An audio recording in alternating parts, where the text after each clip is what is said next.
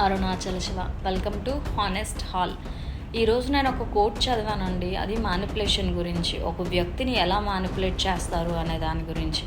ఇదేంటి అంటే, ఇప్పుడు ఏదైనా ఒక చిన్న గొడవ జరిగిందనుకోండి, ఏ అనే వ్యక్తి బి అనే వ్యక్తిని మ్యానిపులేట్ చేస్తున్నారు అనుకోండి, వాళ్ళు ఎలా బిహేవ్ చేస్తారు అంటే, బి అనే వ్యక్తి గిల్టీ ఫీల్ అయ్యేలాగా, వాళ్ళన్న మాటకి వీళ్ళే తిరిగి సారీ చెప్పేలాగా చేస్తారనమాట.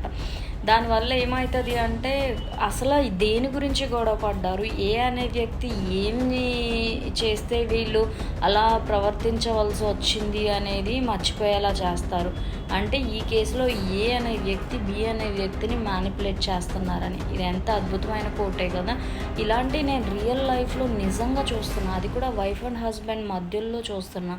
ఒక హస్బెండ్ వచ్చి వైఫ్ని అంత దారుణంగా ఫ్యామిలీ విషయాల్లో మ్యానిపులేషన్స్ చేసేయి. అందరూ జాగ్రత్తగా ఉండండి.